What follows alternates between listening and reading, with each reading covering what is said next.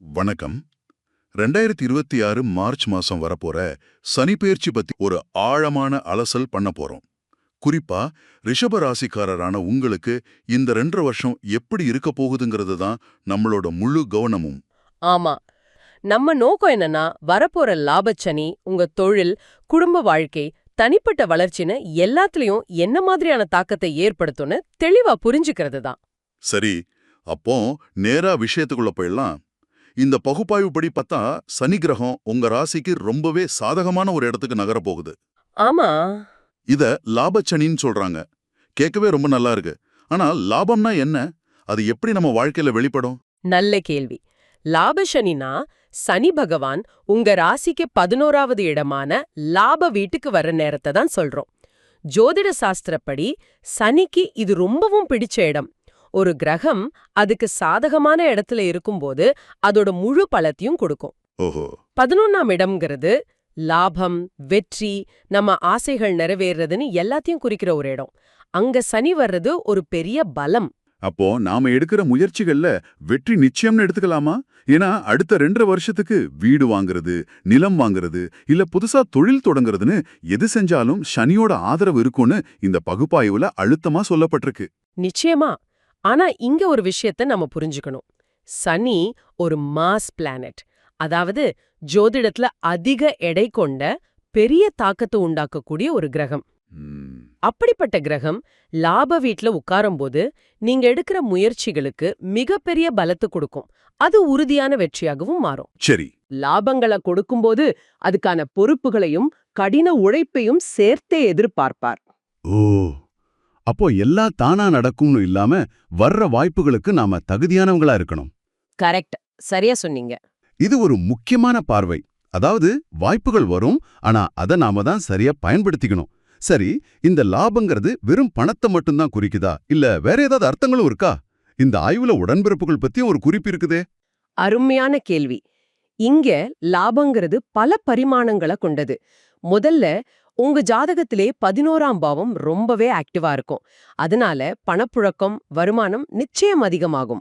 சரி. ஆனா அது மட்டும் இல்ல, 11ஆம் இடம் உங்க கூட பிறந்த மூத்த சகோதர சகோதரிகளை குறிக்கிற இடமும் கூட. அதனால அவங்க மூலமா உங்களுக்கு நல்ல ஆதரவும் உதவியும் கிடைக்கும். இது ஒரு விதமான லாபம் தானே. ஓ, அப்போ இது ஒரு டூ வே டிராஃபிக் மாதிரி. நமக்கு அவங்களாலையும் அவங்களுக்கு நம்மளாலையும் நல்லது நடக்கும்.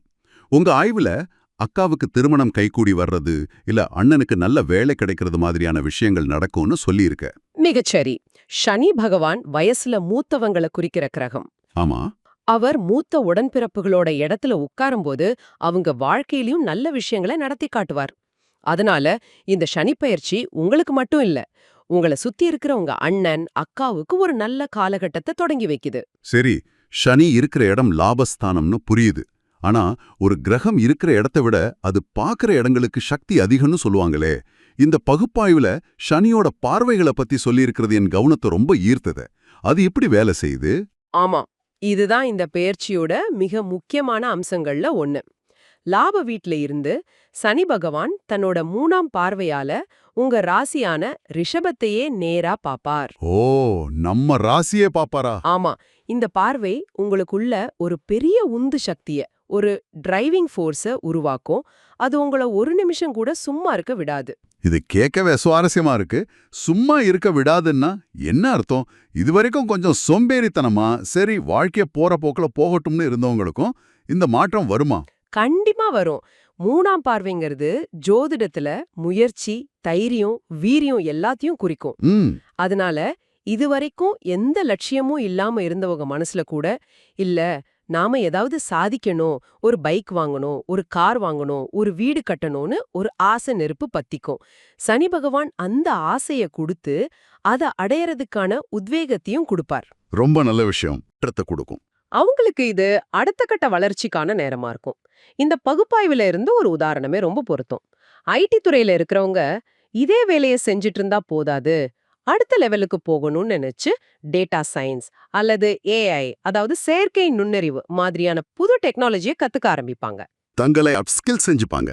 ஆமா, அதே மாதிரி ஒரு சின்ன கடை வச்சு தொழில் பண்றவங்க இன்னொரு கிளைய ஆரம்பிக்கலாமான்னு தைரியமா யோசிப்பாங்க. அந்த திட்டத்தையும் தைரியத்தையும் இந்த பார்வை கொடுக்கும். இதுக்கு பின்னாடி இருக்கிற ஜோதிட காரணம் சனியை தொழில்காரகன்னு சொல்றது தானே? கரெக்ட். தொழிலை குறிக்கிற கிரகமே நம்மள நேரா பார்க்கும்போது தொழில் வாழ்க்கை பிரகாசமா இருக்குங்கிறது தர்க்க ரீதியா சரியா தான் படுது. மிகச்சரியா சொன்னீங்க. தொழில் காரகனோட பார்வை உங்க ராசி மேல படும்போது உங்க தொழில் வாழ்க்கையில ஒரு புது வெளிச்சம் பிறக்காம எப்படி இருக்கும்? இது உங்க தொழில் வளர்ச்சிக்கு ஒரு பொன்னான காலம்னு சொல்லலாம். அப்போ 3ஆம் பார்வை நம்முடைய முயற்சி, லட்சியம்னு நம்ம பத்தி பேசுது. ஆனா உங்க குறிப்புகள்ல இன்னும் ஆழமான ஒரு விஷயத்த பத்தியும் சொல்லியிருக்கு. நம்ம கர்மாவை பத்தி. ஆமா. அது சனியோட 7ஆம் பார்வையோட எப்படி சம்பந்தப்படுது? ஆமா. இது இன்னும் கொஞ்சம் ஆழமான விஷயம். சனி தன்னோட 7ஆம் நேரடி பார்வையால உங்க ராசிக்கு 5ஆம் வீட்டை பாப்பார். 5ஆம் வீட்டை. ஆமா. இந்த 5ஆம் வீட்டை பூர்வ புண்ணிய ஸ்தானம்னு சொல்வோம். இது ஒரு கர்ம கணக்கு புத்தகம் மாதிரி. நம்ம பல ஜென்மங்கள்ல செஞ்ச நல்லது, கெட்டது எல்லாத்தோட கணக்கும் இங்கதான் சேமிச்சு வைக்கப்பட்டிருக்கும். ஓ, அப்போ இந்த 2.5 வருஷத்துல நமக்கு கிடைக்க போற நல்ல விஷயங்களோட அளவு நம்மளோட முற்பிறவி கர்மாவை பொறுத்து மாறுபடுமா? 100க்கு 100. நீங்க முற்பிறவியில நிறைய நல்லது, புண்ணியம் செஞ்சிருந்தீங்கன்னா அதுக்கான சூப்பரான பலன்கள் இந்த நேரத்துல உங்களுக்கு கிடைக்கும். சரி. ஒருவேளை பாவ கணக்குகள் கொஞ்சம் அதிகமா இருந்தா, நல்ல விஷயங்கள் நடந்தாலும் அதோட அளவுலயோ தரத்திலயோ சின்ன சின்ன வித்தியாசங்கள் இருக்கலாம். இத விளக்கறதுக்கு இந்த பகுப்பாய்வுல ஒரு அருமையான உதாரணம் இருக்கு. எல்லாருக்கும் நிச்சயம் தோசை கிடைக்கும். ஆனா ஒருத்தருக்கு சாதாரண கல் தோசை, இன்னொருத்தருக்கு நெய் தோசை, ரொம்ப புண்ணியம் செஞ்சவங்களுக்கு ஒரு மசாலா தோசை கிடைக்கலாம்னு சொல்லப்பட்டிருக்கு. இது கர்மாவோட வித்தியாசத்தை ரொம்ப எளிமையா புரிய வைக்குது. ஆமா, அதுதான் நிதர்சனம். இந்த சனிப்பெயர்ச்சியால ரிஷப ராசிக்கு நல்லது நடக்கிறது உறுதி. உறுதி. ஆனா அந்த நன்மையோட அளவு ஒவ்வொரு தனிப்பட்ட நபரோட பூர்வ புண்ணிய கணக்க பொறுத்து மாறுபடும். எல்லாருக்கும் ஒரே மாதிரி பலன் கிடைக்காது. இதுதான் ஜோதிடத்தோட சூட்சுமமே. அந்த ஓமை எளிமையா புரிய வைக்குது. ஆனா ஏன் பூர்வ புண்ணியம் சரியில்லை போலன்னு நினைச்சு சிலர் சோர்வடைந்து விட வாய்ப்பு இருக்கிறதே. இதை எப்படி நேர்மறையாக எடுத்துக்கொள்வது? இது ரொம்ப முக்கியமான கேள்வி. ஜோதிடம் பயமுறுத்துறதுக்கு இல்ல, வழிகாட்டுறதுக்கு தான். என் கர்மா இப்படி இருக்குன்னு சோர்வடைறதுக்கு பதிலா, சரி இந்த பெயர்ச்சி எனக்கு நல்ல வாய்ப்புகளை கொடுக்குது. என் கர்மாவை பொறுத்து அதோட அளவு மாறுபடலாம். ஆனா கிடைக்கிற வாய்ப்பை நான் முழுசா உழைச்சி இன்னும் பெருசாக்குவேன்னு நினைக்கணும். தோசை உதாரணத்தையே எடுத்துக்கிட்டா, கல் தோசை கிடைச்சாலும் அதுக்கு ஒரு நல்ல சட்னி, சாம்பார் சேர்த்து நாம அது ஒரு நல்ல உணவா மாத்திக்கலாம் இல்லையா? அது நம்ம கையில தான் இருக்கு. ஆமா, அது நம்ம கையில தான் இருக்கு. அருமையான விளக்கம். சரி, இந்த கர்ம வினை பலன்களை தாண்டி 5ஆம் வீட்டை சனி பார்க்கறதுனால வேற என்னென்ன நல்ல விஷயங்கள் நடக்கும்? குழந்தை பாக்கியம், கல்வின்னு சில விஷயங்கள் குறிப்பிடப்பட்டிருக்க. ஆமா, 5ஆம் வீடு பூர்வ புண்ணியத்தை மட்டும் குறிக்கல, அது புத்திரஸ்தானம்னு அழைக்கப்படுது.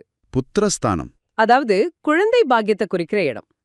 சனியோட பார்வை அந்த வீட்டை தூண்டி விடுறதால ரொம்ப நாளா குழந்தை பாக்கியம் இல்லாம கவலைப்பட்ட தம்பதியருக்கு நல்ல செய்தி கிடைக்க மிகப்பெரிய வாய்ப்பு இருக்கு. இது பலரும் ஆவலோடு எதிர்பார்க்கிற ஒரு நல்ல செய்தியா இருக்கும். மருத்துவ சிகிச்சைகள் எடுத்துக்கிறவங்களுக்கு இது சாதகமா இருக்குமா? நிச்சயமா.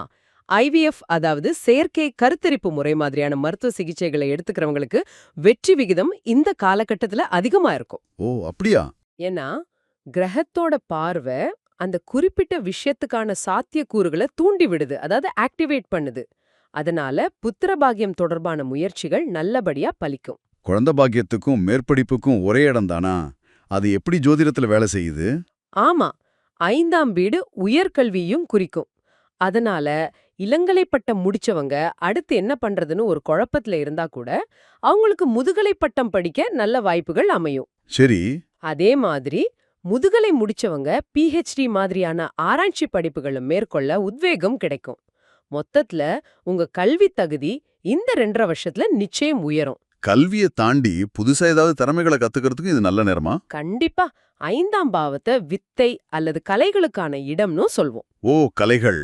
ஆமா, அதனால ரொம்ப நாளா இசை, நடனம், தற்காப்பு கலைகள்னு ஏதாவது புதுசா கத்துக்கணும்னு ஆசைப்பட்டு ஆனா நேரம் சூழல் அமையாம இருந்தவங்களுக்கு அதுக்கான அருமையான வாய்ப்புகள் இந்த காலகட்டத்துல தானே அமையும். இது உங்களோட பன்முகத்தன்மைய வளர்த்துக்க ஒரு சிறந்த வாய்ப்பு. ஆக மொத்தம் இந்த சனிப்பெயர்ச்சி உங்களுக்கு ரொம்பவே சாதகமான ஒரு காலகட்டமா தெரியுது. சுருக்கமா சொல்லணும்னா லாபச் சனியால முயற்சிகள்ல வெற்றியும் லாபமும் கிடைக்கும். 3ஆம் பார்வையால தொழில் வளர்ச்சியும் ஒரு புது உத்வேகமும் கிடைக்கும். 7ஆம் பார்வையால பூர்வ புண்ணிய நன்மைகள், குழந்தை பாக்கியம், உயர்கல்வி, புது திறமைகளை கத்துக்கிற வாய்ப்புன்னு பல நல்ல விஷயங்கள் நடக்க போகுது. ஆமா.